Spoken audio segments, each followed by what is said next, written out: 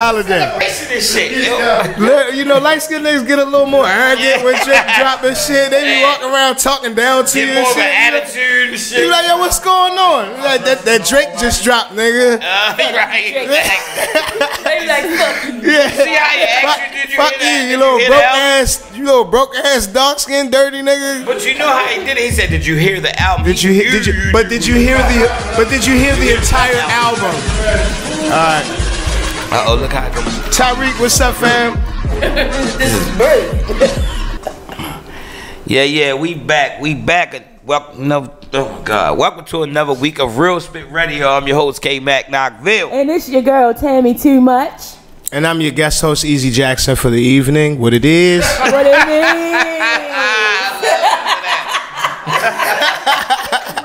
I love that.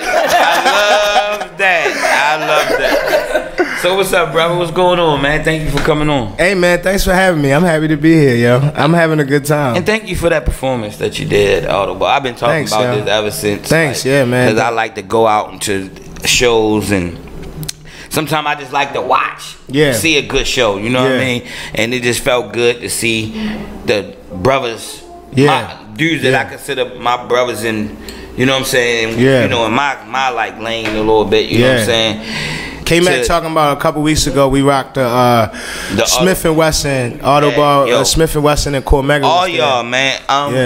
Shout out J Royale, Dirt Platoon, Ill Conscious.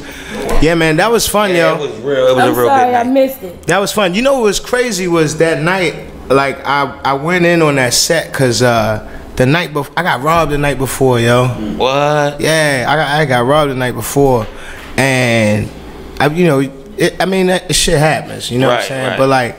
But it was the first time somebody actually like put the gun in my face. You know what I mean? It was like, yo, all day, like I was like kind of rattled by that. You know what I mean? Just a little bit. And I had performed at Hamden Fest earlier, and I kind of got some of it out. But by the time I got there, and like you could feel hip hop in the building so strong that I just was like, yo, I'm leaving it all here on the stage. You know what I mean? And I felt like I was cool afterwards. Like I woke up the next one, I was like, yo, they took, my little iPhone 5, I stepped it up now. I think I got 8. You know what I mean? Right. You know what I'm saying? Took my little cash I had, but whatever. You know what I'm saying? It was like whatever. But yo, that outlet, glad you made it out. That outlet is everything. You know what I'm saying? Right. So I was like, yo, I'm here. I don't know if I'm gonna be here tomorrow. So like, let's go in. And I'm like approaching everything like that now. Right. You know what I mean? What's up. Just like, But I tell you one thing, boy, I was touched. I was like, yes. I ain't seen that in a long time, yo, and that felt good, man. Well, man, I always respected you, so that means a lot. That means a lot to me. Already, man. Yeah. Thank you. Appreciate that. Yeah, and what are you talking about? His light-skinned friend. I just see the light. I see some light-skinned face on her phone. Well, as y'all know, Drake just released the album Scorpion. You blushing. You blushing, bro? Is super happy about this classic, as he calls it. It's a classic. The album is a classic. Say that this is you think this album is a classic? Diamond? I think it's a classic. You think it's better than Take Care? Yes. You think it's better than So Far Gone? Definitely better than So Far Gone. I love So Far Gone. So Far Gone was cool. So Far Gone was cool. It's just like it's 25 songs. It is. So if you try to judge it on the light 7-song releases of like good music, it may seem lopsided because he put in more work. They rushed and did 7 songs. Kanye just threw out some random date and then he just rushed and put some music out. That's for the most part okay. I mean, Pusha T's album is good, you know what I'm saying, but Kanye, come on, Kanye album is whack. Nah, yo, all them joints is good, cool. Yo. I'm not gonna let you slander Kanye album is not whack. I'm not gonna let you slander Yeezy like that. Nas album is not whack. Come on, that's Illmatic. That's Illmatic. It's not Illmatic, but okay. Is it Stillmatic? But it's dope. Is it Stillmatic? It's more like, I think it's not like nothing. It's not like nothing he ever did. It's Kanye produced, so it's a different. It's but it's not the good Kanye. This is the Republican Kanye. The good Kanye. I'm not a Kanye fan. The good Kanye was college dropout Kanye. If that Kanye did it, see, y'all keep doing that. Like, why you want that pre-Kardashian? His beats is not thumping no more. Come on now, they not thumping. Man, have you heard the Tiana Taylor album? Yeah, I like it. It's I like really Tiana. good. I think of the series, that and the Pusha T, and I think the one with him and Kid Cudi is my favorite of the. I like Pusha T's beats. Yeah, Pusha T, and I like Pusha T. Pusha's. Well, I do. I like Pusha T. I like this for Kanye. I like the soul sound that what he did on Blueprint. I like that Morgan sound. just said, if you're reading this, it's his best work. I agree. She said that's his best work ever. Yeah, I agree with her. I think it is. I think it's number 2 for me. It's number 2 for me. But I like one, Views you the think best. This one is a classic. I like Views the best. Views is good too. I like Views the best. Too. I like that album. She just she referenced. This is a classic. Double albums are hard to pull off. Yeah, especially in 2018. That's especially okay. The 96. Wu album. Yeah. See, I'm gonna say what's real. The Wu album is okay. The double album, but it's not as good as 36 Chambers to me. You listen to the certain songs on the Wu Tang Forever album, was the double album. I was actually listening to Wu Tang Forever all day today because I had to like get Drake out of my head. Like I'm upset in my head all day, and I kept doing this shit. I was walking around like I'm upset. And I was like, yo, I gotta get this shit out of my head. I was listening to the double CD, and it's just it's progression. It was progression from 36 Chambers. Yeah. Like it was like they had better production. They had, you know what I mean. I feel like they were at their peak, most of them lyrically. Should that have been now? I think had that been a single album and they got rid of some of the filler, then you would have had a classic. I think 36 Chambers is a classic. 36 Chambers is definitely a classic. Definitely. Classic. That's without a doubt. But see, this is in that time when everybody's putting out, that was like trendy to put out double albums. Yeah. Like Bone put out one at the same time period. Put out one. Pac put out one. Pac's is a classic. Yeah. All Eyes on Me is classic. All Eyes on Me is definitely a classic. All Pac music is classics to me. My favorite Pac song is on there, and it's not like everybody's favorite. What's your favorite Pac song? My Mind Made Up. With Method Man, Redman. That's your favorite Pac song? That's my favorite Pac song. You know oh my goodness. That's my favorite Pac song, yo. That's not my favorite song. That song. Because they all go in. That's a good song. Everybody goes in on that track. Everybody, and it's like I felt like that song was out of place on the album though. I felt like that should have been on one of their albums as opposed to Tupac's album. Mm-hmm. But it was like it was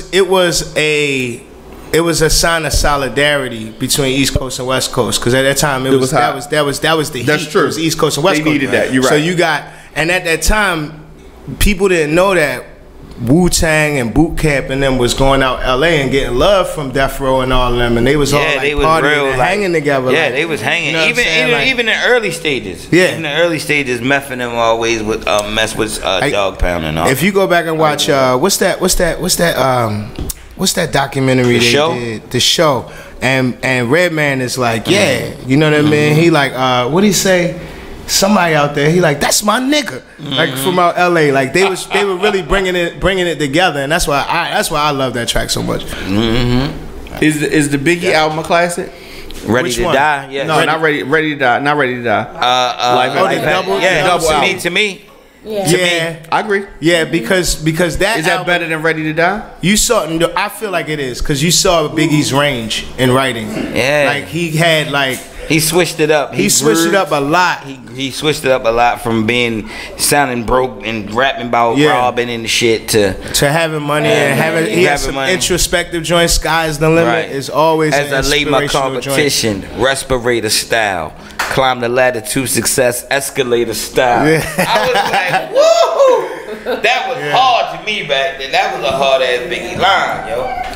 Now coming full circle. Back to Drake. Drake dropped this album, which everybody knew was gonna be a double album towards the end. Okay. I'm just glad he finally admitted to being the dad. Drake has Jay-Z on the album. He the petty. Okay, Jay-Z's on the album, and that's my least favorite gonna show song. a picture of him and that's shit. my. He got Yo, a picture of the nigga. look at those waves. Jay-Z is on the album, and Jay-Z has a hard verse on DJ Paul produced song. Yeah, the verse wasn't hard. Jay-Z verse wasn't hard. It's not my favorite song on the track. I mean, on the album. I mean, Pusha T couldn't get Jay-Z on a 7-track piece of trash. That's Only Drake could. I wonder why. That says a lot. He just bigged the man up and just shitted on him and shit. That says a lot. But I like the album though. I don't like all this dark skin slander that's taking place in here today. Okay. Because now here you I like the album though. But here's the thing. For instance, we great order some subs. We great order some subs too for the just so you know. We great order some food. Cheesesteak, everything no hots. But if you know how you got a place, they may got good food, but you look at the building, you like that should look crazy. You know what I'm saying? Yeah. But you know the food gonna be good. Yeah. That's just like me saying Pusha T is 7-track piece of trash, but I like it. But it's a 7-track piece of trash. Oh my God, And this slander, yo! I can't handle this slander, Pusha T yo. hoard him on the diss song. Yo, that album is hard as shit. Are you bringing it up because Pusha T hoard Drake on the diss song? He kinda. The word hoard is excessive. He hoard him. It's too much. He hoard him. We got some listeners from out of town that don't know what you use. Another word. Totally dissed him. Okay. Is that better? But a little bit. You in 97 right now. Yeah. He hoarded him. I ain't heard that in a minute. That's what's up. You can do that though. You old school. I know you know what she meant, but that's because we all Baltimore. But people outside of town go like, "What is they talking about?" They starting to them Bama's tripping. Oh shit! Shout out to DC Bahamas. I don't. Shout out to the DC Bahamas. Yes, sir. I love DC. I think that Pusha T violated all hip hop rules. How? Because it's a code of ethics. There is no code of ethics when it comes to battling. Can we talk about this as an MC? Can we talk about that? Once the battle takes place, there is no code of ethics. Nothing is off the limits. Nothing is off the limits. No. Okay, once Drake once the battle, you wouldn't have felt that way. Drake wouldn't have said it. He like, dark skinned niggas need to take care of their kids. Drake wouldn't have said it. He wouldn't have said it because he light skinned. It's not that. Drake wouldn't have said it because so there's rules of engagement. Okay, there's certain rules of engagement. I've never read this book. Let me tell you why. Let me tell you, especially coming from a culture that has had death and murder that was directly or indirectly related to music, right? So because we've experienced that, we gotta understand there's certain words that is fighting words. There's certain words that can escalate to death. So therefore, you gotta watch what you say. So you can't say everything to everybody. You can say everything to your homeboy, maybe, but to a complete stranger, that shit could be death. So if those rules apply in real fucking life, niggas live in music. It's real life. There's certain shit you can say and certain shit you can't say.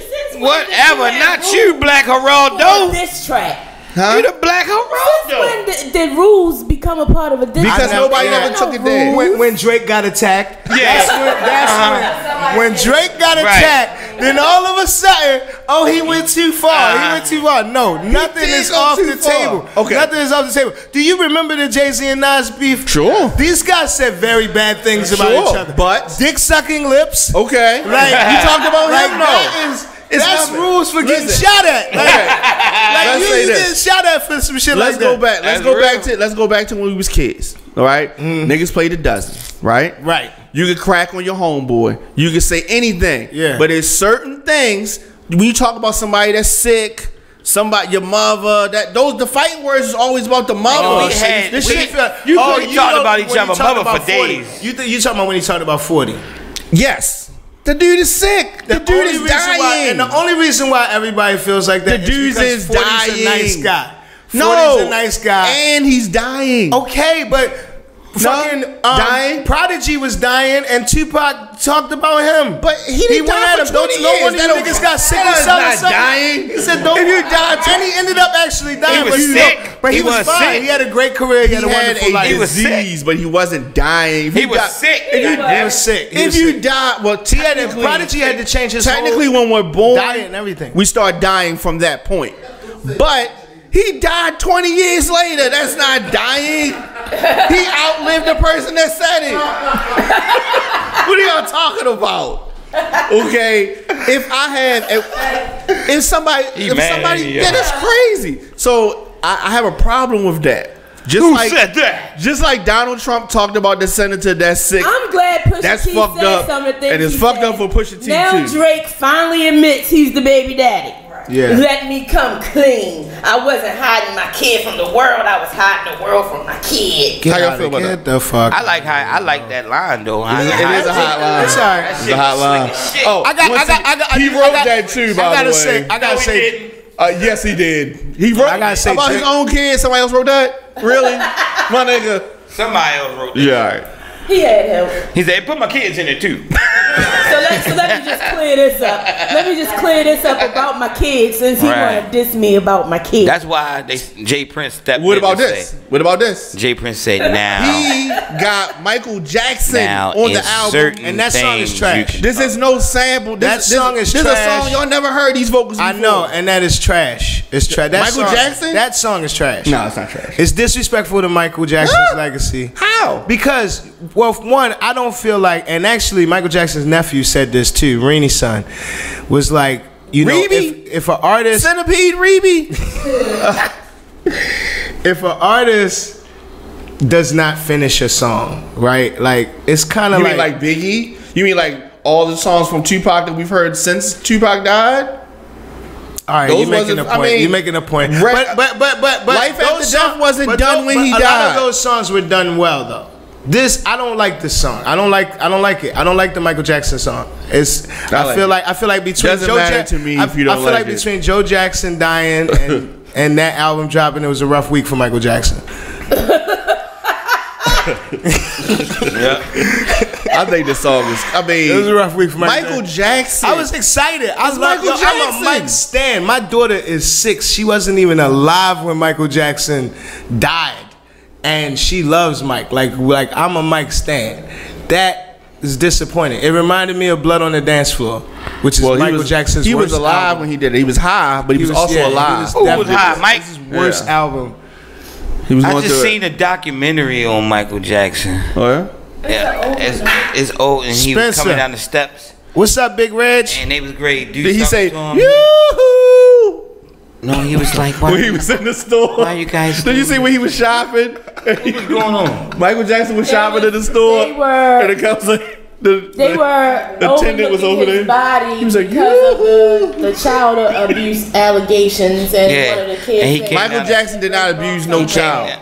No, we're talking about the documentary. They lied. We only seen the little. We walked in on it, and he was coming down the steps, and he was like, "Why are you doing this to me?" Yeah.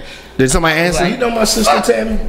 That's how he was saying it. Was that your mom? That's my baby. That's my daughter. Hey, baby. That's Emerson Village, Michael. That's my little sister. That's my baby sister. We put that together last year. I was like, I didn't know Easy was your brother. That's crazy.